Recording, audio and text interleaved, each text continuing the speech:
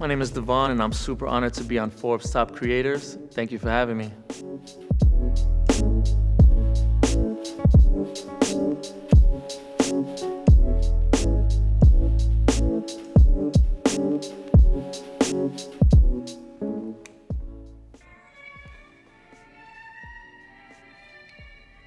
Oh my God. So this TikTok took me like a week to make because to make this painting took so long. And I remember being jealous of the TikTok dancers, how it only took them like 15 seconds to make a video. And I'm happy to see that this has so many likes now. Like when I first posted it, it had nothing, but I guess my new followers just go back to my first video. And yeah, this was a fun time.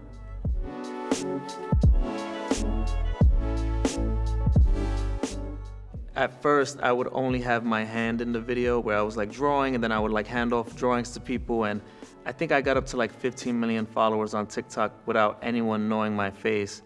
And then one day I started having my friend film me like drawing and including my face in it. And ever since that moment, like I would walk the streets of New York and like so many people would recognize me. And I was just like, wow, I already had millions of followers and no one knew me. And this is like kind of interesting. I always knew what I wanted to do ever since like, I remember first grade, my teachers would ask people like, what do you want to be when you grow up?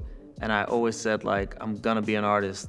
And it wasn't even like a question, it was something that I knew that would happen. Then like when 2020 came around, I just knew somehow that like the attention economy was like rising. And if I wanted to make something out of this and not be a starving artist, that I have to like somehow convert that into video format.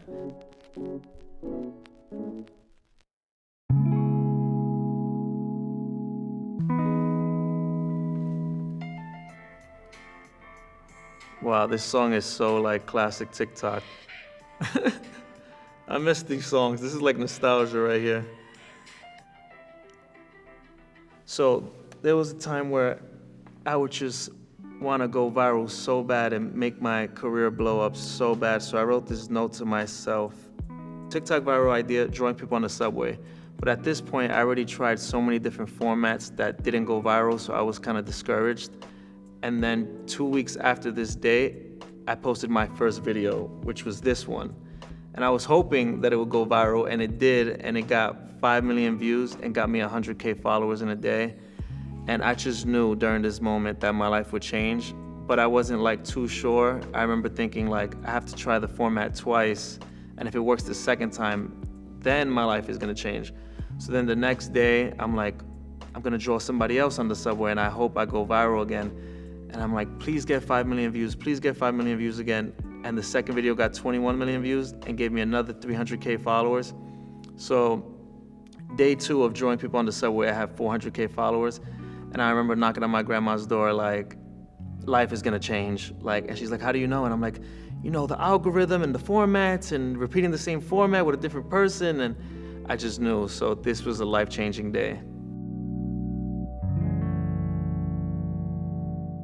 Ever since I was young, you know, we grew up with like no money in the Bronx. Like we grew up in the hood, in poverty, and she always supported me, and she was a part-time lunch lady, and she would take her check and take me to the art store in Manhattan. We would travel on the train and then go to Blick, and she would just spend so much money on my brushes and on my paints. And I remember looking at like the receipt, and it would be like $200, and that was like so much money. And I would be like, Grandma, you don't have to do this. And she would say like, no, I saved up for this.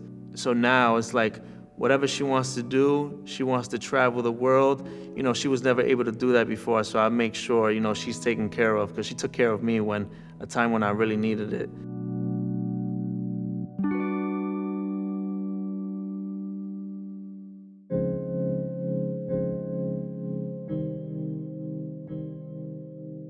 The icon, the visionary, Oprah. How you doing today? I'm good, Devon. I'm so excited to have a sketch drawing. First of all, shout out to Oprah.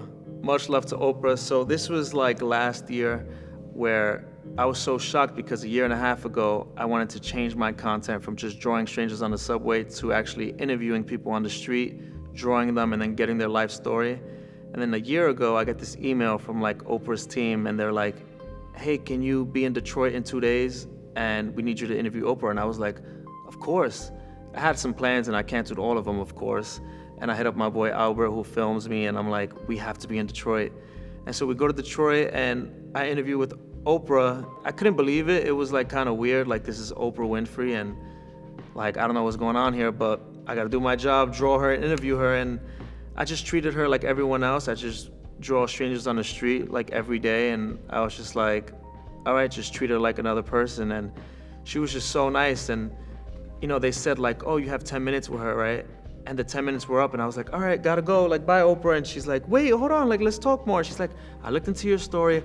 I love your story with your grandma and stuff. She's like, I'm like, oh, thank you, Oprah. I'm like, why am I even speaking to her? Like, and she's like, well, let's make a video for grandma. And I'm like, okay. I'm like, Albert, here's my phone.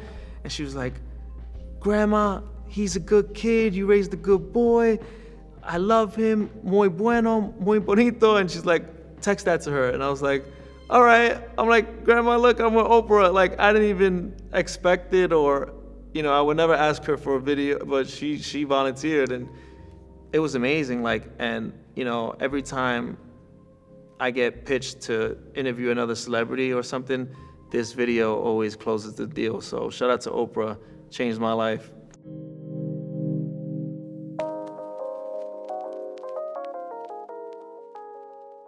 Okay. So could I like put it on a spot that I want to react to? Okay. Making it easier for people to. Do something like that to celebrate at some point when I get back. So what's your sister's major that she's graduating from? This was such a fun collab with Booking.com. So basically they reached out to me and they wanted to do this partnership where I interview a stranger like I always do, and then ask them like where they want to travel to in the world and why. And, you know, I interviewed this girl and she said she wanted to go to London and she was crying, and Booking.com told me to gift her a gift where we could fly her anywhere in the world.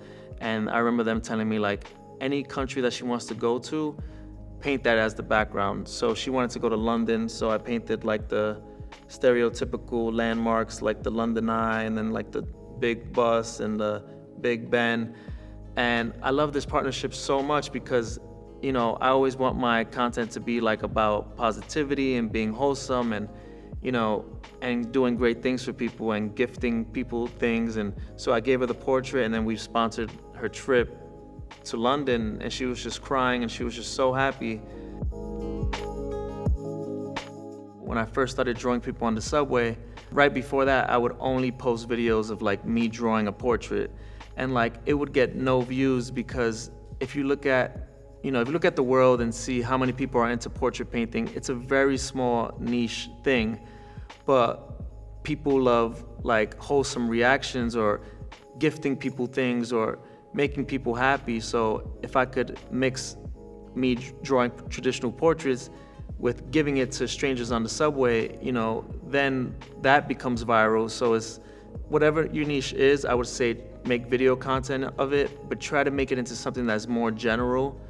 Because if you want to go viral, you know, you're testing a format on like the whole world.